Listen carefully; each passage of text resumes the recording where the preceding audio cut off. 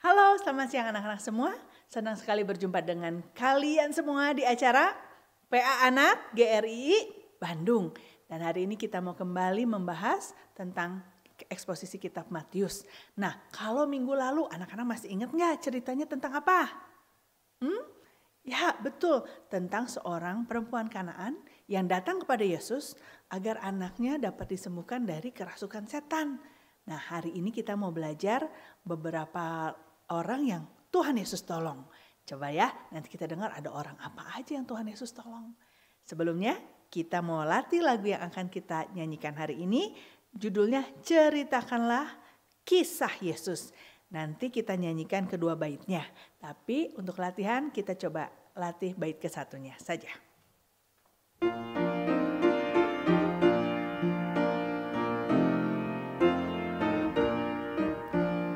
Ceritakanlah tentang Yesus, ku mau dengar. Jika dia ada di sini, ku kan tanya tentang dunia, tentang laut, cerita Yesus, ku mau dengar. Nah anak, lagu ini riang sekali nadanya ya. Dan ada penuh kuriositas, keingintahuan dan semangat gitu ya. Aku mau dengar cerita tentang Yesus, tentang dunia yang dia ciptakan, tentang apa yang Yesus kerjakan. Nah, tema PA Anak hari ini adalah penggenapan nubuat kesembuhan. Kisah Yesus ya, walaupun Yesus datang lahir diceritakan di Perjanjian Baru, tapi nubuatan tentang Yesus juru selamat Mesias sudah ditulis dari sejak Perjanjian Lama. Dari kisah nabi-nabi dulu sudah cerita nanti akan datang juru selamat, nanti akan datang Mesias, tandanya ini dan salah satunya adalah menyembuhkan. Yuk kita sama-sama melatih lagu ini sekali lagi, bait keduanya. Setelah itu kita akan bersaat teduh.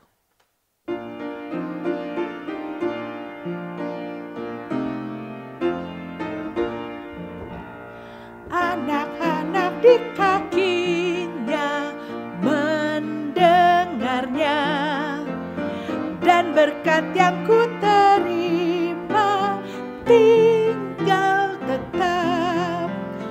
Firman yang hidup, penuh anugerah, terpancar dari wajah Yesus.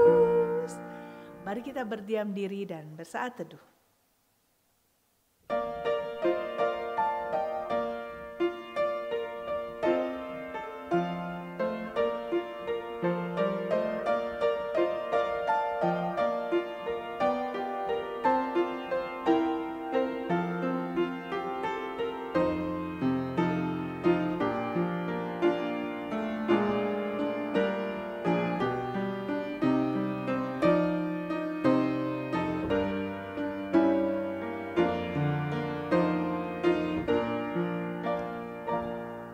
Anak-anak, mari kita sama-sama berdoa. Semua lipat tangannya, tutup matanya. Mari kita berdoa kepada Tuhan. Allah Bapa yang di surga, bersyukur dan terima kasih untuk kesempatan kami boleh mendengarkan firman Tuhan. Terima kasih untuk anugerah Alkitab yang sudah Tuhan berikan. Biarlah kami boleh menghargai ini. Sama-sama belajar. Tuhan tolong supaya kami boleh mengerti apa yang firman Tuhan sampaikan. Semakin kagum akan Tuhan, semakin kenal siapa Allah yang kami percaya. Tolong pimpin, lembutkan hati kami, ajarkan kami punya hati yang mau diajar, mau dengar-dengaran.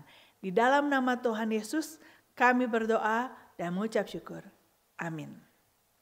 Anak-anak, mari kita sama-sama menyanyikan lagu Ceritakanlah tentang Yesus, kedua baitnya.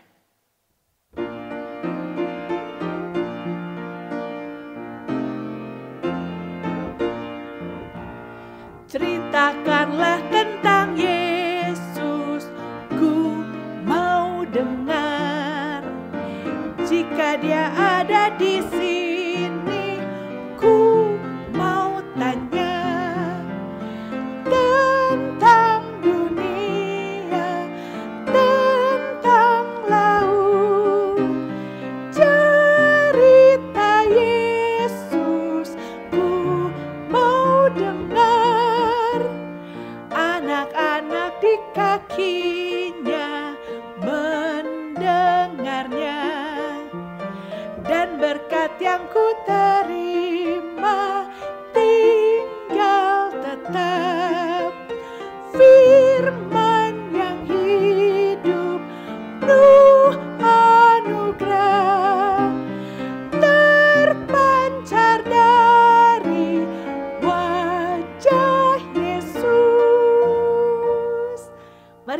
bersama-sama mendengarkan firman Tuhan hari ini.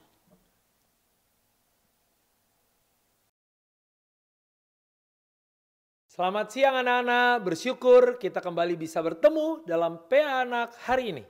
Sebelum belajar firman Tuhan, mari kita berdoa terlebih dahulu.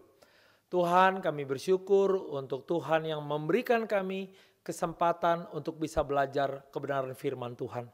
Tolong kami Tuhan oleh kuasa Roh Kudus Tuhan, agar kami sungguh-sungguh bisa mengerti isi hati Tuhan melalui pembelajaran PA pada siang hari ini. Tolong juga hamba-Mu, Pak Hendra yang akan menyampaikan firman Tuhan, kiranya Tuhan pakai untuk menyampaikan isi hati-Mu yang paling dalam kepada kami semua. Terima kasih Allah Bapa, di dalam nama anak-Mu Tuhan Yesus Kristus, kami telah berdoa dan mengucap syukur. Amin. Nah, anak-anak sekalian, kita akan melanjutkan PA kita dalam eksposisi dari Injil Matius. Minggu lalu kita belajar dari Matius 15 ayat 21 sampai 28. Tentang seorang perempuan Kanaan yang percaya, ya, dia berasal dari Kanaan, bangsa non-Yahudi yang dianggap kafir oleh orang-orang Yahudi, tetapi dia malah memiliki iman yang begitu besar kepada Tuhan Yesus. Berbeda dengan banyak orang Yahudi saat itu yang malah tidak beriman pada Tuhan Yesus, menjadi musuhnya Tuhan Yesus. Kisah itu, ya, selain menggambarkan betapa besarnya iman perempuan Kanaan itu kepada Yesus dan betapa besar kerendahan hati serta keteguhannya untuk berdoa, saat itu pun, momen itu pun dipakai oleh Tuhan sebagai pertanda bahwa di masa depan orang-orang non-Yahudi pun akan menerima berkat, menjadi umat Tuhan yang setara dengan orang-orang Yahudi, menerima keselamatan karena percaya kepada Tuhan Yesus. Dan kisah itu akan dilanjutkan pada perikop yang kita akan bahas pada hari ini. Bagaimana kisah keselamatan itu tidak hanya diberikan kepada orang Yahudi, tetapi juga kepada orang-orang yang non-Yahudi. Ya. Mari kita baca bersama-sama anak-anak dari Matius 15 ayat 29 sampai 31. Ya, yang berjudul Yesus menyembuhkan banyak orang sakit. Ya, Bapak akan membacakan, anak-anak membaca di rumah sendiri-sendiri ya. Kita baca bersama-sama. 1, 2, 3. Setelah meninggalkan daerah itu, Yesus menyusur pantai Danau Galilea dan naik ke atas bukit lalu duduk di situ. Kemudian orang banyak berbondong-bondong datang kepadanya, membawa orang lumpuh, orang timpang, orang buta, orang bisu, dan banyak lagi yang lain. Lalu meletakkan mereka pada kaki Yesus dan ia menyembuhkan mereka semuanya. Maka takjublah orang banyak itu melihat orang bisu berkata-kata, orang timpang sembuh, orang lumpuh berjalan, orang buta melihat, dan mereka memuliakan Allah Israel. Nah ya. Matius 15 ayat 29 sampai 31 adalah kelanjutan dari yang kemarin. Dan Bapak akan mulai membahas ya satu persatu. Dalam ayat 29 tertulis, setelah meninggalkan daerah itu, Yesus menyusur pantai Danau Galilea dan naik ke atas bukit lalu duduk di situ. Jadi anak-anak, setelah Tuhan Yesus melewati daerah Tirus dan Sidon, kita di situ melihat bahwa Tuhan Yesus pergi menyusur pantai Danau Galilea. Nah, kita kalau membaca seperti ini mungkin tidak akan langsung tahu di mana tepatnya lokasi Tuhan Yesus ini. Tetapi kalau kita membaca dari Markus 7 ayat 31 ya, kita mungkin bisa lebih jelas mengetahui lokasi Tuhan Yesus ya. Markus 7 ayat 31 adalah bagian Injil Markus yang paralel dengan bagian ini. Bapak akan bacakan Markus 7 ayat 31. Kemudian Yesus meninggalkan pula daerah Tirus dan dengan melalui Sidon pergi ke Danau Galilea di tengah-tengah daerah Dekapolis. Ya, jadi di situ Tuhan Yesus ya jelas dideskripsikan bahwa Tuhan Yesus sedang di daerah Dekapolis. Ya, nah Dekapolis ini apa sih? Dekapolis adalah daerah yang mayoritasnya diisi oleh orang-orang non-Yahudi. Orang-orang yang dianggap kafir oleh orang-orang non-Yahudi. Nah, orang-orang Yahudi, mohon maaf ya anak-anak ya. Jadi Dekapolis ini adalah orang-orang ya, adalah daerah di mana orang-orang non-Yahudi tinggal. Nah, di tempat inilah Tuhan Yesus menyatakan kuasanya. Bapak bacakan kembali ya, Matius 15 ayat 30. Kemudian orang banyak berbondong-bondong datang kepadanya membawa orang lumpuh, orang timpang, orang buta, orang bisu dan banyak lagi yang lain. Lalu meletakkan mereka pada kaki Yesus dan ia menyembuhkan mereka semuanya. Nah anak-anak, kalau kita ikut PA anak rutin ya, kita mungkin akan mengingat kembali, wah kayaknya kata-kata ini pernah muncul di bagian lain ya di Matius ya. Di mana ya? Nana, ayo ada yang hafal nggak? Ya, di mana sih kata-kata seperti ini muncul nih ya? Bapak ulang ya. Ada orang lumpuh, orang timpang, orang buta, orang bisu dan banyak lagi yang lain. Kira-kira di mana itu anak-anak? Nah, Bapak kasih tahu ya. Matius pernah menuliskan kondisi seperti ini juga di dalam Matius 11 ayat 5 ya. Ini bagian pemulihannya ya, jelas ya. Kalau yang tadi kan bagian orang-orang sakitnya. Tetapi yang mirip dengan itu ada di Matius 11 ayat 5 ya. Orang buta melihat, orang lumpuh berjalan, orang kusta menjadi tahir, orang tuli mendengar, orang mati dibangkitkan dan kepada orang miskin diberitakan kabar balik. Jadi sangat mirip ya anak-anak ya. Nah, jadi kata-kata Tuhan Yesus di Matius 11 ayat 5 adalah jawaban bagi Yohanes Pembaptis. Nah, saat itu Yohanes Pembaptis ditangkap, masuk ke dalam penjara dan dia bertanya-tanya, wah bagaimana ini? Benar enggak? Yesus ini adalah Mesias yang kita nanti-nantikan. Ya. Waktu itu Yohanes Pembaptis karena di dalam penjara dia mulai ragu anak-anak. Dan dia mengutus murid-muridnya untuk bertanya langsung pada Tuhan Yesus. Jadi Yesus, engkau benarkah Mesias yang dijanjikan itu atau kita ini harus menunggu yang lain lagi? Begitu anak-anak. Dan Tuhan Yesus menjawab dengan mengatakan kepada murid-murid Yohanes Pembaptis tentang apa yang mereka lihat. Ya. Jadi kamu katakan kepada Yohanes Pembaptis apa yang kamu lihat. Dan mereka sangat melihat ya, melihat banyak sekali karya yang dilakukan oleh Tuhan Yesus.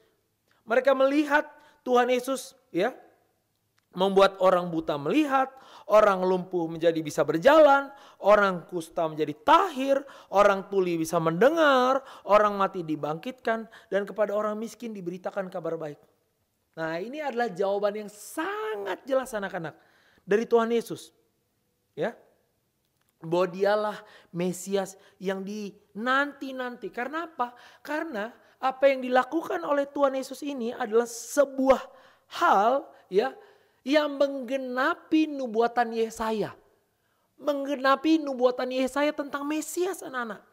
Jadi apa yang dilakukan Tuhan Yesus itu betul-betul menggenapi sesuatu yang dinubuatkan oleh Yesaya ratusan tahun sebelumnya. Sangat lama sekali, ratusan tahun sebelumnya sudah dinubuatkan oleh Yesaya dan digenapi oleh Tuhan Yesus. Yesaya memberikan deskripsi tentang Mesias, ya, Mesias yang dari Allah untuk menolong umat Allah. Ya, Bapak akan bacakan ya, anak-anak juga bisa membaca dalam Yesaya 35 ayat 4 sampai 6. Ya, ini adalah nubuat Yesaya tentang Sang Mesias. Ya.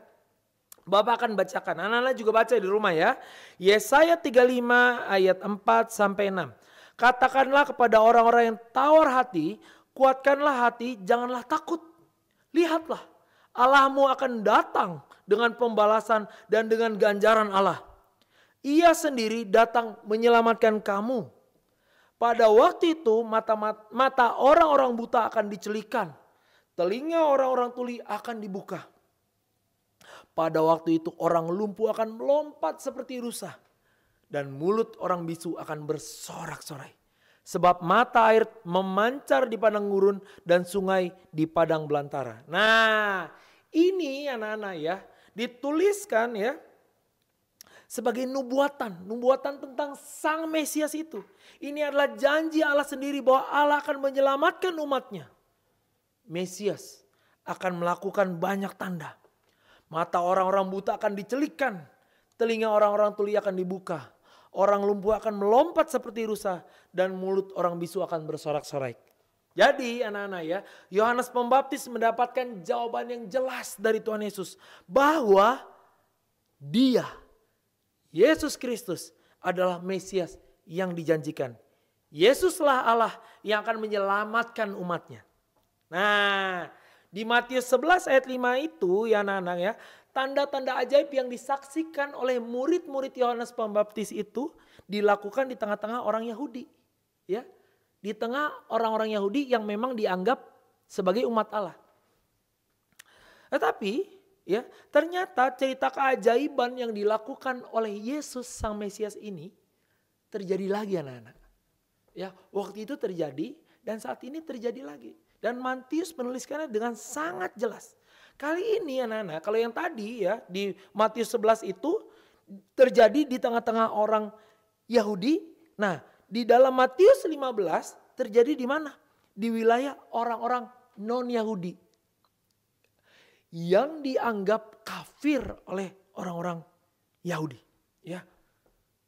Jadi dalam Matius 15 ayat 30, Matius jelas mau menyatakan bahwa Yesus, ya, Tuhan Yesus kita, Sang Mesias itu melakukan karya penyelamatannya juga kepada orang-orang dari bangsa-bangsa lain, bangsa-bangsa di luar orang Yahudi.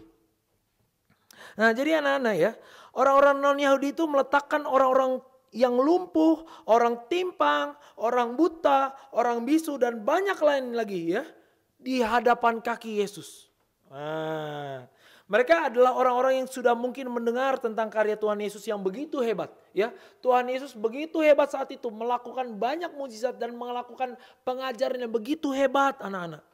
Ya, di mana-mana nama Tuhan Yesus begitu masyhur dan mereka mungkin sudah mendengarkan berita tentang Tuhan Yesus. Dan mereka mungkin juga sama seperti perempuan Kanaan, ya, yang minggu lalu kita bahas, yang mungkin punya sedikit pengetahuan tentang nubuatan Mesias, ya, sang anak Daud itu yang akan datang memberikan pertolongan dan bahwa sang Mesias ini penuh kuasa.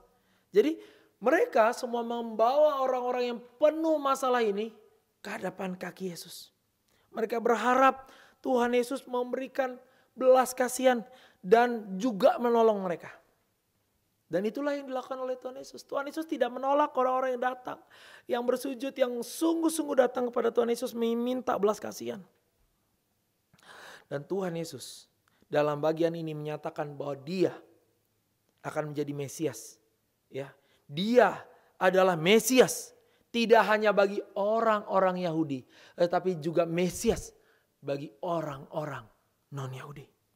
Dia adalah juru selamat, tidak hanya bagi orang Yahudi, tapi juga orang-orang non-Yahudi. Dan anak-anak, ini tentu adalah kabar baik bagi kita. Ya, karena kita semua yang menonton PH Anak ini adalah orang-orang non-Yahudi, ya kan? Saya rasa tidak ada nih ya yang menonton PH Anak ini punya keturunan dari Abraham langsung ya, secara ras itu mungkin tidak ada anak-anak ya. Tetapi kita semua mayoritas adalah orang-orang non-Yahudi. Nah, ini adalah kabar baik bagi kita. Kenapa anak-anak? Karena selain kita bukan orang Yahudi juga, kita adalah orang-orang yang berdosa. Kita adalah orang-orang berdosa yang layak mendapatkan hukuman dari Tuhan. Kenapa? Karena sekali lagi anak-anak, kita harus ingat ya, dosa itu bukan cuma melanggar perintah Allah. Dosa adalah perlawanan terhadap Allah yang hidup. Jadi setiap kali kita berdosa, entah itu bohong, entah itu apapun yang kita lakukan, kita melawan Tuhan anak-anak. Melawan Allah yang hidup. Jadi bukan cuma melanggar perintah Tuhan, enggak. Kalau kita melanggar perintah Tuhan ya, secara langsung ya kita melawan Tuhannya juga dong. Nah itu ya anak-anak ya. Jadi kalau melawan Tuhan apa upahnya? Upahnya adalah maut. Jadi kita ini layaknya binasa. Anak-anak, tapi lihat apa yang terjadi. Sama seperti Tuhan Yesus mengasihi orang-orang Yahudi, Tuhan Yesus juga mengasihi kita. Tuhan Yesus menjadi Mesias, juru selamat bagi kita. Tuhan Yesus hadir bagi kita. Yang bukan orang-orang Yahudi ini. Tuhan Yesus mau menyelamatkan kita. Kita ini orang berdosa, tapi Tuhan Yesus lahir menghampiri kita, ya, manusia yang berdosa ini. Padahal anak-anak coba bayangkan ya, kita ini kan semua musuh Tuhan. Tapi Tuhan mau datang menghampiri kita. Coba anak-anak kalau misalnya lagi punya musuh ya, lagi nggak suka sama orang, mau nggak datang ke rumahnya? Kenalan sama dia aja, ya ngobrol sama dia aja mungkin nggak mau gitu ya, ngobrol-ngobrol sama dia, karena dia jadi musuh kita sekarang, pasti nggak mau. Orang itu terus melawan kita, terus marahin kita, terus jahat sama kita. Kita ngomong sama dia aja mungkin gak mau anak-anak.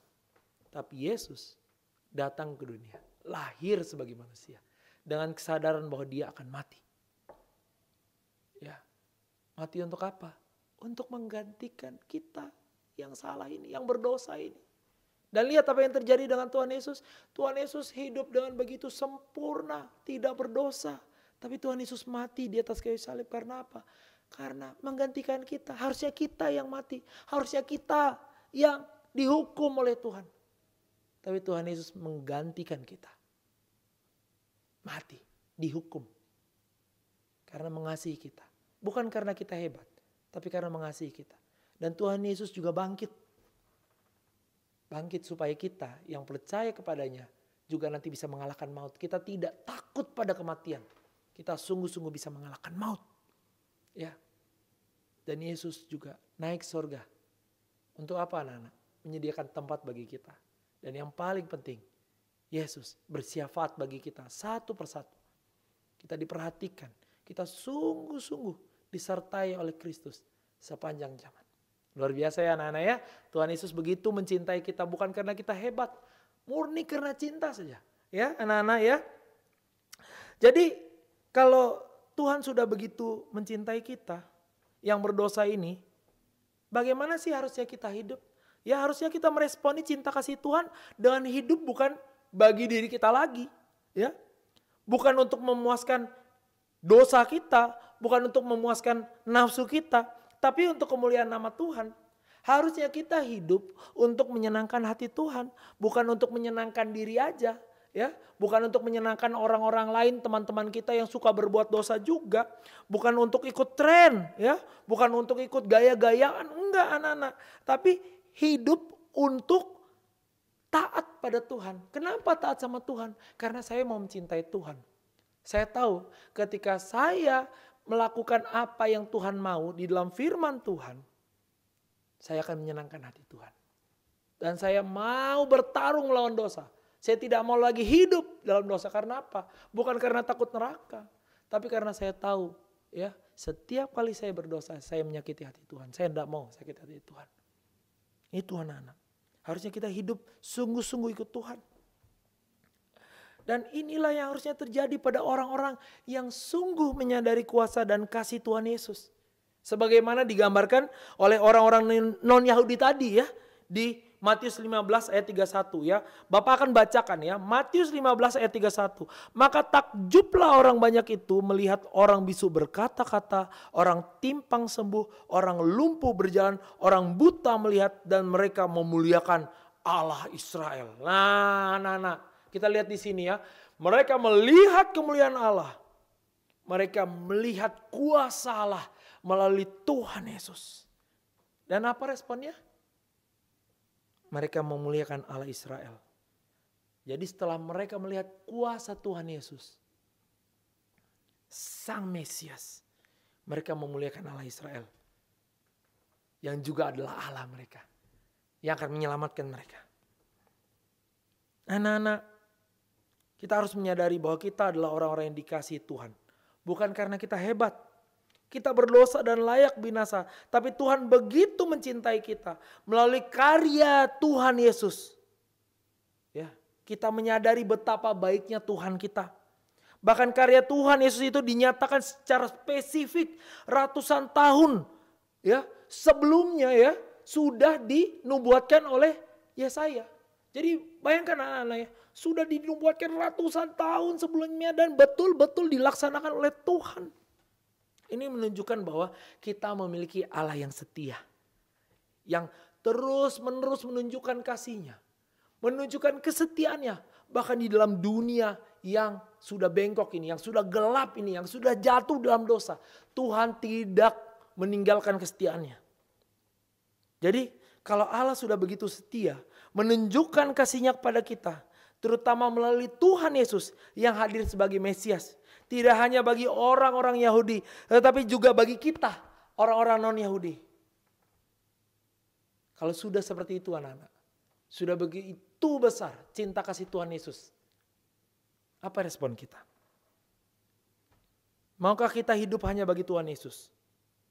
Dan kalau Tuhan Yesus sudah begitu mencintai kita, mari harusnya kita hidup kudus. Ya, karena apa? Karena kita mau menyenangkan hati Tuhan. Dan bagaimana semangat Tuhan Yesus, cinta kasih Tuhan Yesus itu ditunjukkan juga kepada bangsa-bangsa lain selain orang Yahudi. Kita juga anak-anak harusnya menjadi orang yang dipakai oleh Tuhan untuk mengabarkan Injil. Ya, kepada orang-orang di sekitar kita, kepada suku-suku yang belum mengenal Tuhan. Beberapa waktu lalu Bapak pernah sampaikan ya, di dunia ini masih ada 7.000 suku bangsa yang belum diinjili dengan baik. Dan di dalamnya anak-anak ada lebih dari 2.000 suku yang bahkan belum dilayani dengan penginjilan sama sekali. Tidak ada Alkitab dalam bahasa mereka, tidak ada pekerja misi. Ya, semua mereka berjalan menuju kebinasaan. Tuhan mau pakai kita. Sebagaimana Tuhan Yesus mencintai bangsa lain selain bangsa Yahudi. Kalau memang kita adalah orang Kristen, harusnya kita betul-betul mengikut Tuhan Yesus. Kita memiliki hati yang sama. Kita harus dipakai oleh Tuhan. Ya, bukan karena dipaksa-paksa oleh gereja, bukan karena apa-apa anak-anak. Tetapi karena kita tahu, ya, kita sudah dicintai oleh Tuhan. Kita sudah mendapatkan hal yang begitu besar dari Tuhan, keselamatan. Kita juga harus menjadi perpanjangan tangan Tuhan untuk mengabarkan Injil itu kepada orang-orang yang belum percaya. Mulai dari orang-orang di sekitar kita sampai nanti ke ujung-ujung bumi kepada suku-suku yang belum mengenal Tuhan. Kita bisa mendoakan mereka juga. Ada banyak aplikasi-aplikasi ya. Dari misalnya situs Joshua Project, nanti bisa minta tolong orang tua kita untuk masuk ke situs itu dan melihat data-data suku-suku terabaikan. Kita bisa mulai mendoakan agar Tuhan menggerakkan gereja-gereja Tuhan untuk hadir bagi suku-suku ini. Mari kita juga anak-anak, kita berlatih untuk menceritakan tentang Tuhan Yesus kepada orang-orang di sekitar kita. Pasti banyak yang belum percaya Tuhan Yesus. Bahkan mereka banyak juga yang sudah agamanya Kristen tapi tidak sungguh-sungguh mengerti bahwa keselamatan hanya oleh Tuhan Yesus. Bukan karena perbuatan baik, bukan karena pahala, bukan karena timbang-timbang pahala dosa. Enggak, itu ajaran yang lain. Ya, kita murni selamat hanya oleh Tuhan Yesus. Dan kita berbuat baik bukan untuk dapat pahala, untuk masuk surga anak-anak. Tapi kita berbuat baik karena kita mau menyenangkan hati Tuhan. Dan kita tidak berdosa lagi karena apa? Karena kita tidak mau menyakiti hati Tuhan. Nah, itulah Injil yang sejati. Karena apa? Karena Tuhan Yesus sudah mati bagi kita, menggantikan kita. Nah ya, kalau Tuhan Yesus sudah begitu mencintai kita, mari kita hidup bagi Tuhan Yesus. Kita kabarkan Injil, kita kabarkan berita tentang Tuhan Yesus ini kepada banyak orang di sekitar kita sampai ke ujung-ujung bumi. Karena sekali lagi anak-anak, ya, hidup kita cuma satu kali. Dan masa muda kita begitu singkat. Mari kita dipakai oleh Tuhan. Persembahan terbaik yang bisa kita berikan kepada Tuhan adalah persembahan masa muda. Mari kita berikan masa muda kita sebagai persembahan terbaik bagi Tuhan. Dengan sungguh-sungguh hidup bagi Kristus dan mengabarkan Kristus sampai ke ujung bumi. Mari kita berdoa. Tuhan, kami bersyukur untuk cinta kasih-Mu yang begitu besar bagi kami. Kami adalah orang-orang non-Yahudi. Tetapi Engkau memilih untuk mencintai kami. Engkau menebus kami, orang-orang yang berdosa ini Tuhan.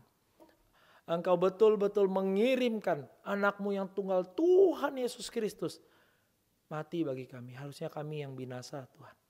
Tetapi Engkau memberikan anugerah yang begitu besar, pengampunan melalui Tuhan Yesus, sehingga kami yang percaya boleh selamat. Terima kasih Tuhan, kami rindu hidup kami yang cuma satu kali ini betul-betul dipakai oleh Tuhan untuk menyatakan kemuliaan Tuhan Yesus di tengah dunia yang sudah jatuh dalam dosa ini Tuhan. Tolong kami Tuhan agar kami hidup tidak seperti dunia, tetapi sungguh-sungguh hidup semakin serupa dengan Tuhan Yesus, menyatakan kemuliaan Tuhan Yesus, menyatakan kasih Tuhan Yesus, menyatakan keadilan Tuhan Yesus. Tolong kami Tuhan, pimpin kami yang lemah ini. Agar kiranya hidup kami yang cuma satu kali ini sungguh dipakai untuk menyenangkan hati Tuhan. Dan kami rindu Tuhan mempersembahkan masa muda kami untuk kemuliaan nama Tuhan. Pakai kami Tuhan menjadi teladan di tengah dunia ini. Dan pakai kami untuk mengabarkan Injil Tuhan kepada orang-orang di sekitar kami. Kepada orang-orang yang jauh dari kami, bahkan sampai ke ujung-ujung bumi. Terima kasih Tuhan. Kami mau mempersembahkan yang terbaik dari kami, yaitu masa muda kami. Sebagaimana Engkau mencintai kami Tuhan.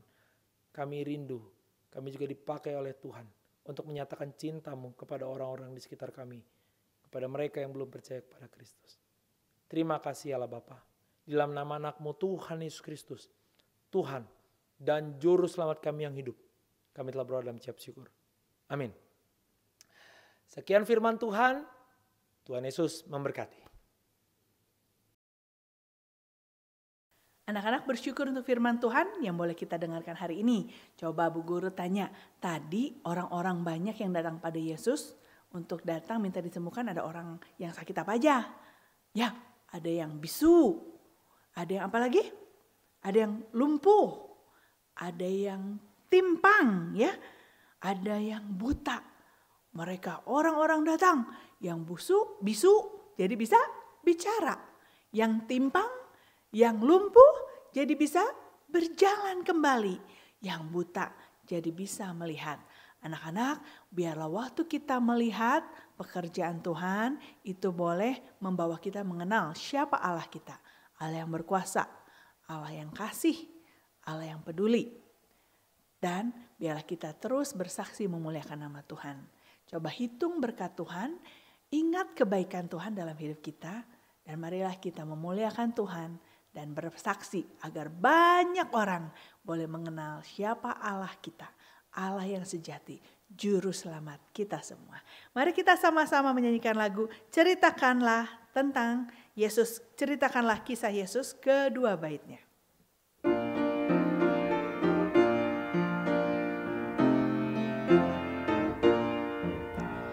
Ceritakanlah ya Yesus, ku mau dengar. Jika Dia ada di sini, ku kan tanya tentang dunia, tentang laut. Cerita Yesus, ku mau dengar. Anak-anak di kakinya mendengarnya, dan berkat yang ku terima tinggal tetap. Firman yang hidup penuh anugerah, terpancar dari wajah Yesus. Sekian PA Anak hari ini, kita ketemu lagi minggu depan dalam tema berikutnya. Dan sampai jumpa anak-anak semua, bye.